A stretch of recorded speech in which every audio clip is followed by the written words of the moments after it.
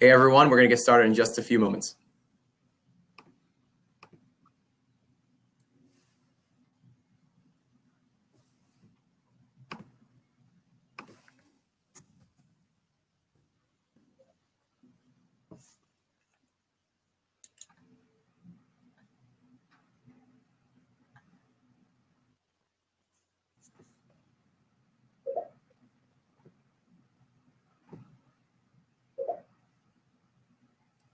Hey guys.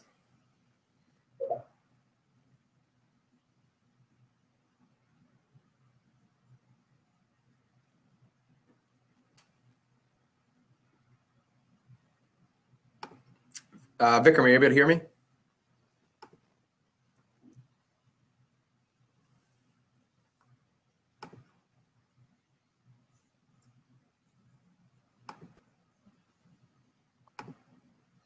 Okay, we'll give it just a few more seconds before we get going.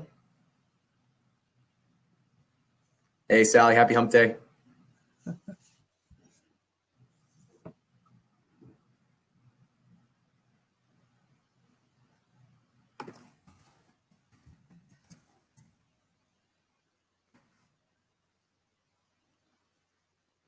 Okay. We'll get started now. So thank you for joining us. This is a panel on project management excellence, engaging your virtual team. I'm really excited to have everyone with us today, have a live question and answer session with some of FlexPro's finest project managers. So we'll get started today, but before we do, I will give you just a quick tutorial on what we're using. We're using Livestorm, the webinar platform. Just a few notes. The meeting will be recorded, and you'll see a copy will be sent to you at the conclusion of the webinar. You're on mute, so if you're chomping down on lunch on this fine Wednesday, you don't worry about getting caught up and interrupting the presentation. So enjoy lunch or enjoy listening as we go through this Q&A.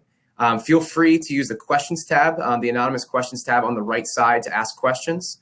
That'll come right to me. Otherwise, you can also ask questions and participate through the chat tab. Again, that's on the right side of your screen. Your participation in polls, you may see a few polls come across over the course of the webinar, just to get the thoughts flowing through you as we go into the Q&A. So thanks for signing up. We'll have a copy sent to you at the conclusion of the session. So today's webinar is brought to you by the FlexPro Group, specializing in project management expertise for the life sciences. You can find us at www.theflexprogroup.com. Also, please do follow along on LinkedIn, Facebook, and Twitter.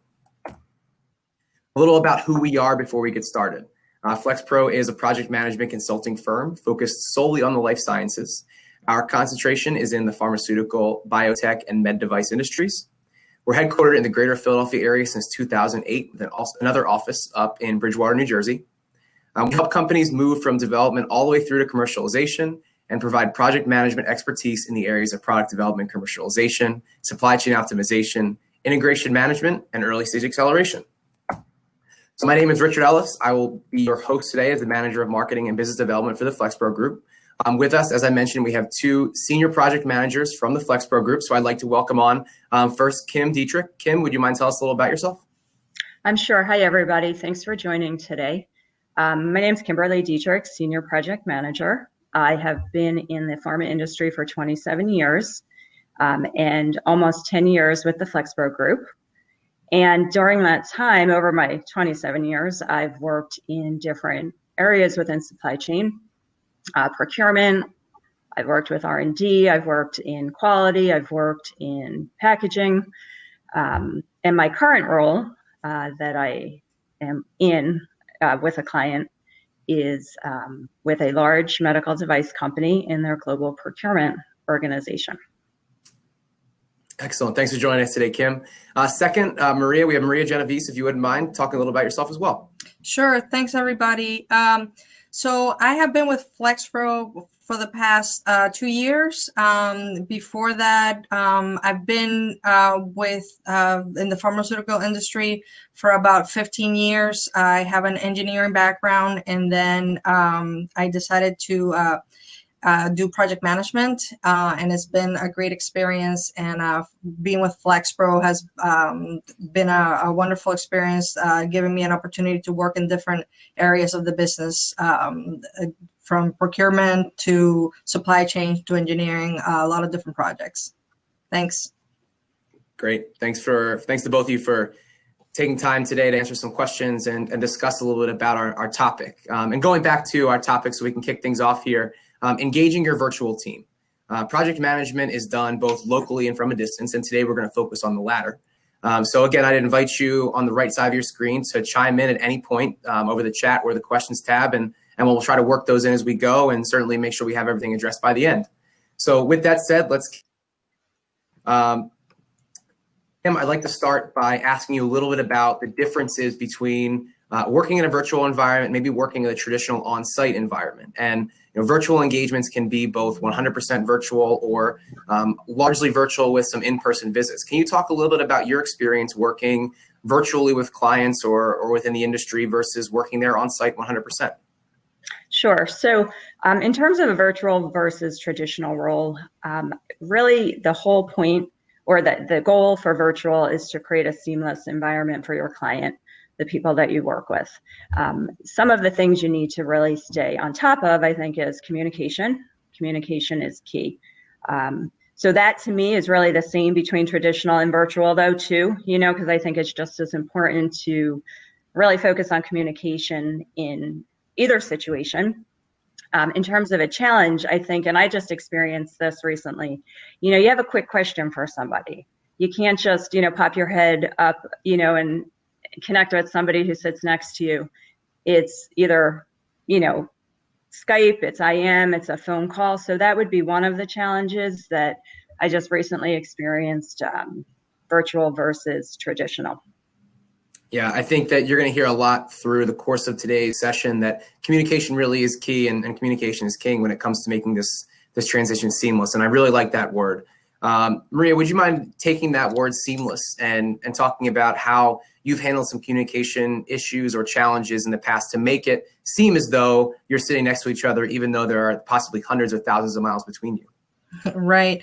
So one of the main things that, with either a virtual or traditional meeting, the one thing that I always depend on is having that agenda and have a clear set of discussion topics during the meeting. So that's no different for when you have a virtual meeting.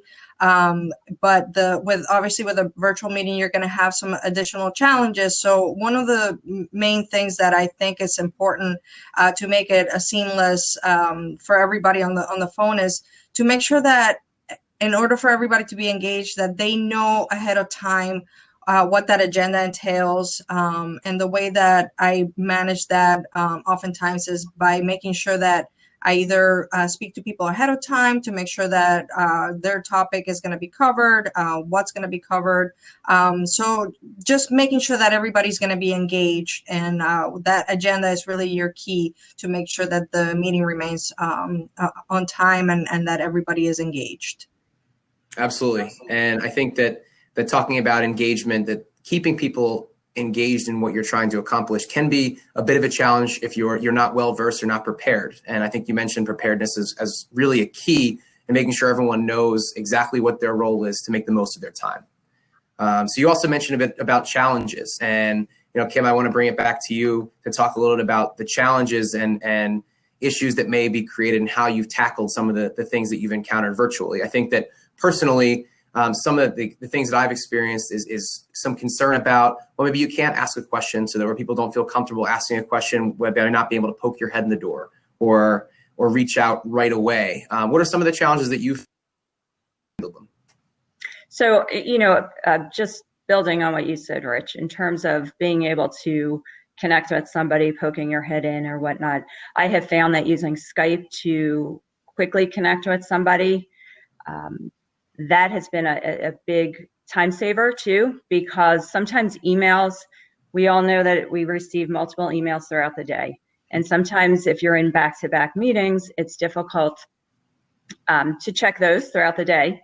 And sometimes people don't check those until the end of the day. So Skype and IMing somebody quickly. And because so many people are virtual or they're on the phone for meetings, a lot of time you find people are multitasking. So they will get back to you, whether it's hey, I'm in a meeting, I'll call you back later, or sometimes they can answer your question right there. The other thing that I use, and I've tended to use more now, is the phone, right? It seems funny to say using the phone, but I think we live in a world of email and of Skype and IM. But I use my phone more to try to grab somebody, whether, again, same thing. I could text them from my phone and say, hey, can we talk? I need to talk. And so those are some different tools that I've used to help to get over those challenges of not being in the office and wanting to connect with people. Yeah. And just a quick follow-up there. Do you find that making yourself available is a big part of bridging the communication gap?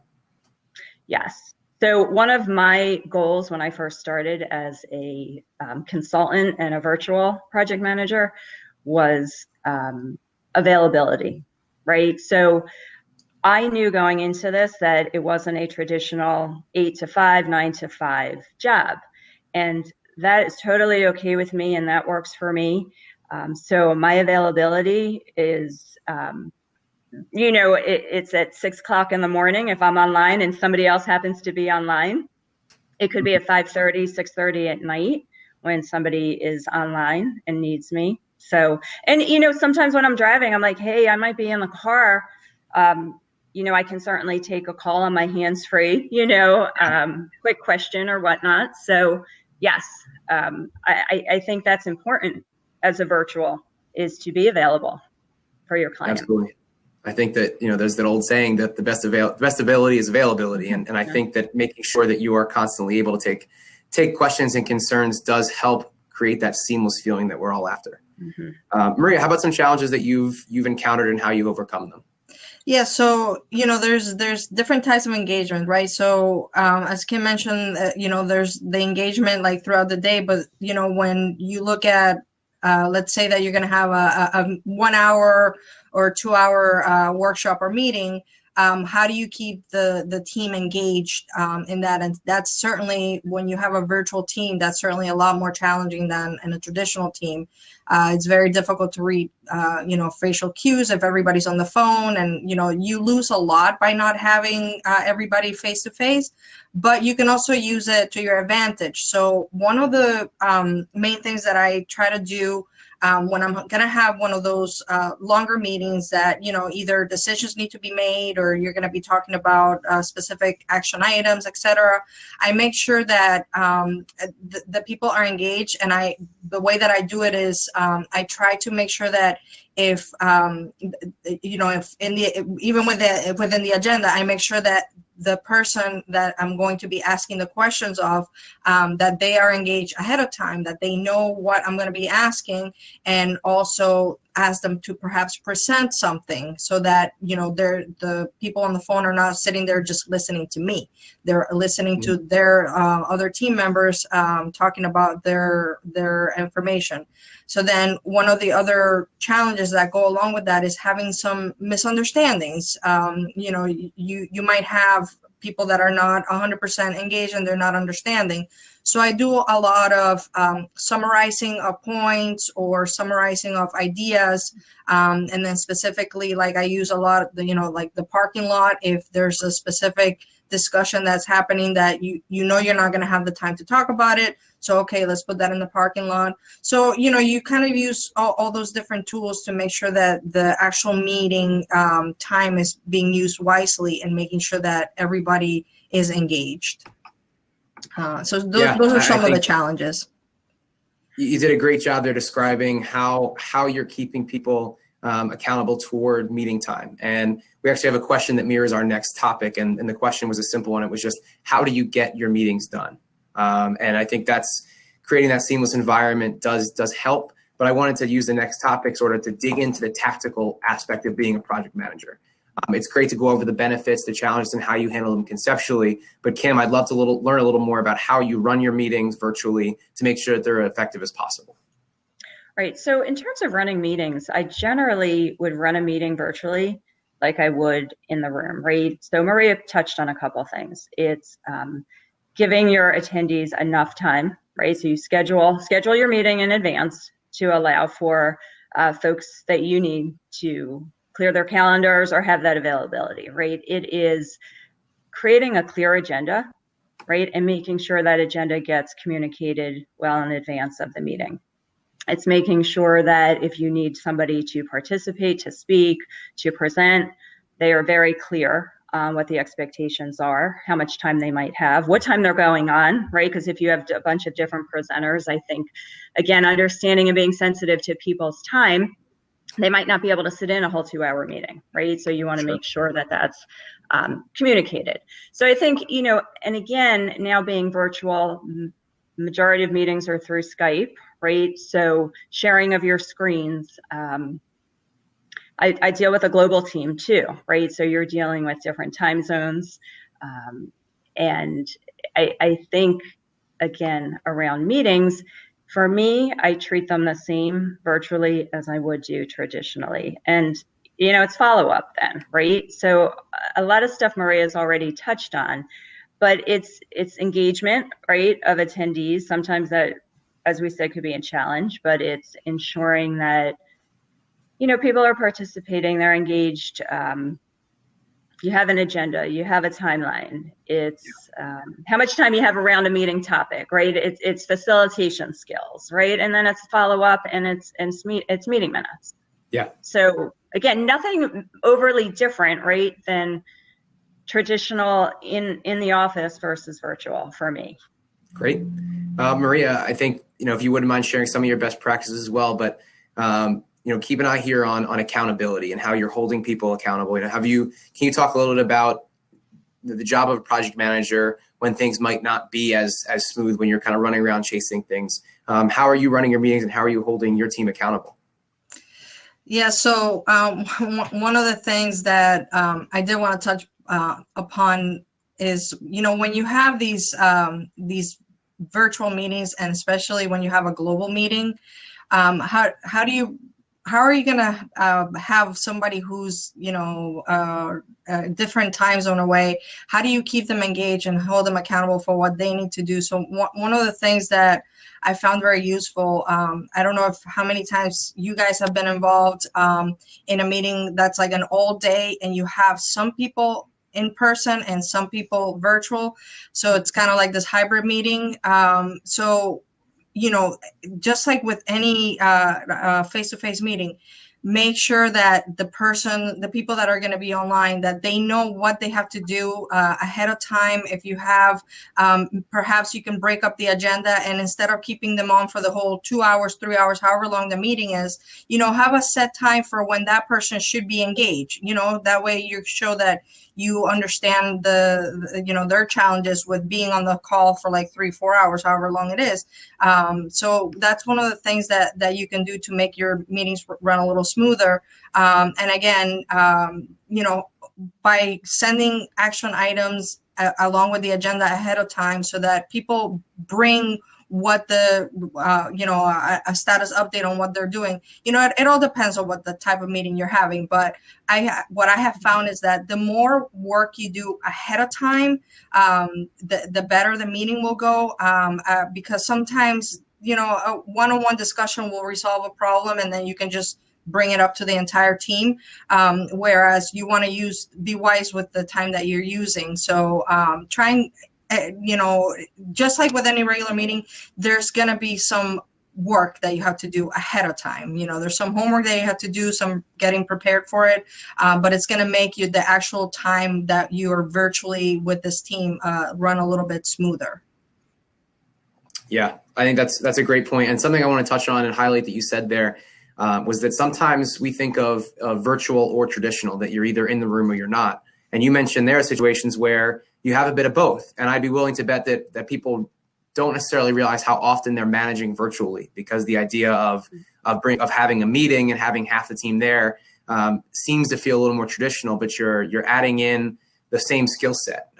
Kim, would you agree that you've been able to sharpen your virtual skills by having some of those split meetings where maybe either someone's just stuck in traffic or or is home with the kids, but is still working for the day. Have you found that some similarities in working 100% virtually versus working half virtually with your team? But it's funny, as listening to Maria, one of the things that is critical when we were talking about having folks in a meeting room and having folks, virtual or on a conference call. I was just part of a meeting just a month ago or so where you had some of that, and you had some presenters calling in and whatnot. I think the big thing there is being flexible, right? Flexibility. So as a facilitator, as a project manager, as this being your meeting, I think that's one of the things that I've learned, right? And sharpened my skill as to, okay, you know what? It's all going to work out. We might have to move some things around. We might have to adjust the agenda, but that is okay, right? And generally, the attendees of the meeting are completely fine with that, mm-hmm. right? So as a virtual PM, you definitely are trying to be as proactive as you can, right, to ensure that everything is set up properly, agendas and whatnot. But I think having that hybrid, right, of folks calling in and folks in the room, it's being flexible, right? You're still going to accomplish what you set out to do in that hour or that 2 hour, but it is being flexible. So I think that is one of the skills that I've learned to incorporate into my daily routine as a virtual project manager. And it sounds as though with the recognition of some of those challenges comes a little bit of comfort and flexibility. That if you're expecting a little bit of a challenge, sometimes communicating to create that type of environment, that there's some success had in knowing that things are going to be okay as long as you're allotting your time and following the plan. Is that correct? Yes, yeah. Absolutely, Rich. Great. Maria, I have a question for you from the audience, just around some of the accountability measures that we talked about just a few moments before. What are your best practices to obtain feedback from team members offline for action items? From someone who's working from a distance, despite maybe various ways of engagement that they're somewhat unresponsive, if you're just not hearing back. Are you kind of defaulting to the organizational and communication plan to go up the chain? What are some of the ways you're obtaining feedback that may be a little more difficult to seek out? Yeah, so, it's all about holding them accountable, right? And, you do what you can, just like with any team member. You follow up, you make sure you have clear set deadlines for when you need certain information or, whatever it is that this team member agreed to do.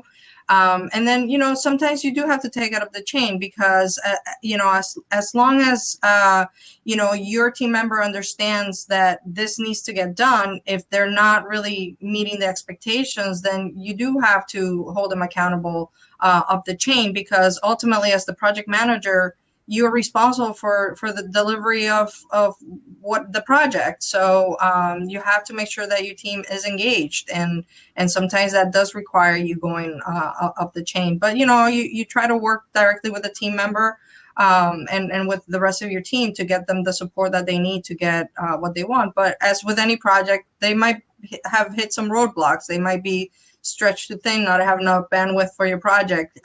Just because the project is a priority for me, it might not be their priority. So it all depends. So you kind of work through with them. Yeah, I really like what you said there about not just holding your team accountable, but also understanding your own accountability, and that if things aren't getting done, the project manager is often the one, and usually the one who's supposed to answer for timelines moving to the right or deliverables being missed. Yeah. Team means understanding that if things aren't getting done, you need to make that push to make sure that they're getting done and the deliverables are being submitted. Yeah. So one more question from the audience here. I think this is a little more fun. Kim, if you're working from a distance, how are you getting to know your virtual team members? It can be a challenge when you can't go and knock on the door. But from the start of a project, how do you get to know your team and familiarize yourself with who is on your team from the start so that you can work better together? Is it icebreakers? Is it kickoff meetings? How do you do it? Right. So what I have done in the past and just recently as well, again, depending on the size of the team, what I generally have done is set up individual one-on-ones with folks, right? To me, it's worth that 15, 20 minutes. And we kick that conversation off more on a personal note, right? A little background on themselves, their history, hey, any children, hobbies, that kind of thing. So I generally try to do that with folks on a team. And that has worked with me. Then, when you get folks into the room together, sometimes it's nice to share a fact about yourself, do a quick intro, go around the room, your basics, your name, where you work, what department you're in, and then, maybe something that you do that, a hobby or whatnot. But for me as a project manager, it's important to really get to know each of my team members and to build that trust, right? And we talked about accountability too. And I think building some personal connection also lends itself to, more successful maybe as a team. And they have to have that trust in you as a project manager as well. So hopefully that addresses that question. It does. And on top of everything else, I think the word you use there, trust, is the most important. Working from a distance and holding yourself accountable is one thing, but when you're working to hold a team accountable, you have to have the trust that they're going to get the job done. If everyone's responsible for the success or failure of the project, led by the project manager, it's incredibly important to trust your team. And that often starts with these team building exercise or just as simple as getting to know each other a little better. So I really appreciate what you said about trust there. In that same vein, Maria, we have one more question from the audience as well. Do you recommend an infrequent, maybe one on-site meeting in order to get to know people better when the opportunity presents itself? Yes, I mean, definitely if you can make it work. Usually I try to push for that. If it's a big project, this big kickoff meeting, you try and have everybody on site, wherever that might be. And that's worked really well before for me. Even if you just meet the team that one time, but then you're working together for a whole year or however long the project lasts, just meeting that first time, that's enough to kind of start creating that rapport with the team. However, that's not going to be ideal at all times. There's a lot of budget constraints. The client might not want to have a big kickoff meeting. So it's always going to depend on what the situation is. Or you might be supporting like 10 little projects where you're never going to have this big kickoff meeting and you're just running 10 little small projects with all 10 different people. So you're gonna have to be doing this one-on-one, like on the phone, Skype, et cetera, like we talked about before. So it's all really dependent, but it definitely takes a little more work when you're working virtually than it would be to go and have coffee with somebody. Absolutely. Work and flexibility, of course. Yes. So I wanted to finish up today. We're just at the end of the half hour here, but I wanted to ask you each one or two pieces of advice for virtual PMs, maybe someone who is looking to become a more location independent or virtual project manager. What works best for you? What's the most important thing to consider? And how have you been successful? Kim? A couple of big things for me, communication, right? Communication is key, seamless. I think your clients, your teams, seamless, right? There's a lot of people that I work with that don't even know that I'm virtual. Okay, so that's big, right? And I think that's important. That's made what I do successful. Use of documentation, emails, Skype, phone, right? I said that too. I think, and being flexible, right? But it really comes back down to communication for me. Communication is truly key. We run into challenges we talked about. We everything we've talked about so far today, if we just communicate the challenges, the good, the bad, the ugly, right? We will be successful as a team, as a virtual project manager. So really I'll leave it at that. Thank you. Maria, how about to finish up here, some advice for aspiring virtual project managers, maybe those looking to sharpen their craft?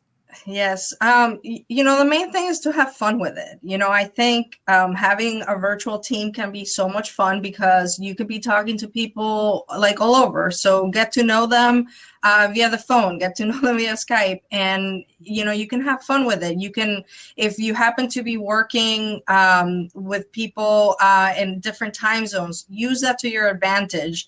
If you want to meet with them first thing in the morning. For them, if they're in Europe, send information before you leave the night. And then, when you come back, they've answered you, and then you guys can have a meeting when they come in. So, I think just like with any other project, even though you're missing out on, going and catching up with people just, casually, you could still make that casual relationships work and have fun with it. And then, whatever project you're working on, a project is a project and you're going to have fun with it.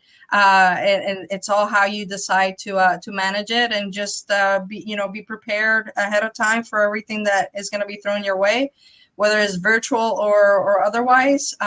It's still project management, and it's still a lot of fun. That's why we're here. So I think it could be a lot of fun.